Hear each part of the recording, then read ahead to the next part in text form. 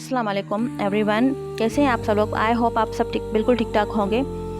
तो मैंने आज जैसे ही कुरान खोला सूरह अद-दुहा की ये कुछ आयत की जो मैंने ट्रांसलेशन देखी, तो साइट पर उनकी जो तफसीर में मैंने देखा कि यानी तुम नाराज़ और बेजार होकर छोड़ देना, अभी तो तेरा रब तुझको दुनिया और आखिरत में इस कदर नेमतें अता फरमाएगा कि तू पूरी तरह मुतमईन और राज़ी हो जाएगा।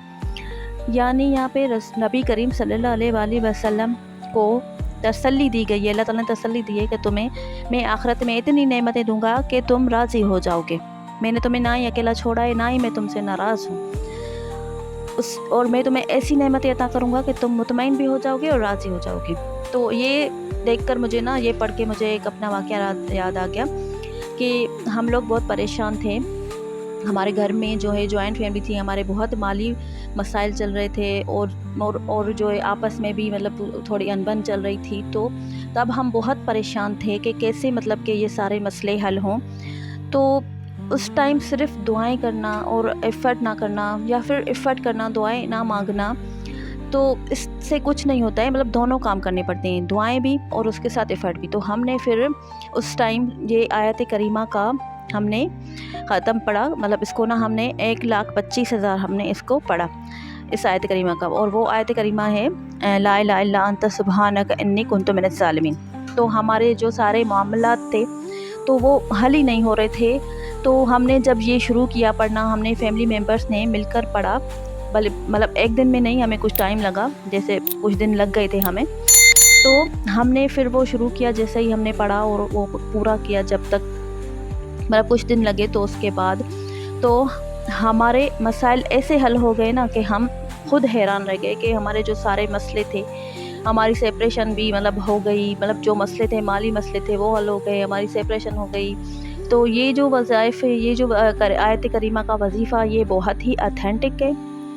और मैं चाहती थी कि मैं आप लोगों के साथ शेयर करूं। आपका कोई भी मसला हो, रोज़गार का या आपका मतलब कोई भी, और मैं आपके साथ, मैं हमेशा से आपके साथ शेयर करती रहती हूँ आयत करीमा का। कोई भी वजीफ़ा हो, रोज़गार का या रिश्ता नहीं हो रहा, तो मैं आपसे ये छोटी छोटी जो वज़ाइफ़ होते हैं मैं आपसे शेयर करती रहती हूँ। तो मैंने सोचा कि मैं अपनी पर्सनल लाइफ में भी जो मेरे साथ हुआ है वो मैं आप लोगों के साथ शेयर करूँ। तो फिर हमने ये पढ़ा, तो हमारे मसले ऐसे कुछ ही दिनों में ऐसे ही हल हो गए ना कि मतलब कि जैसे मिरेकल होता है ना, इस तरह। तो ये बहुत ही ऑथेंटिक है ये आयत करीमा का, जो आप इसको ज़रूरी नहीं है कि एक दिन में ही आप इसको पूरा करें। आप इसका ना मतलब ऐसे इसकी क्वांटिटी को आप ऐसे कर सकते हैं।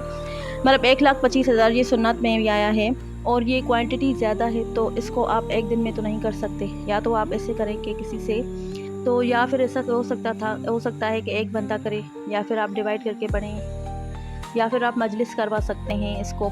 तो फिर इस तरह इससे हमने तो मिलके ही पढ़ा था, हमने मजलिस नहीं कराई थी, पर आप मजलिस भी करा सकते हैं ताकि इसके जल्द रिज़ल्ट मिले। तो कोई भी इशू है ना, किसी भी इशू के लिए, किसी भी हाजत के लिए आपको इस अमल को कर सकते हैं।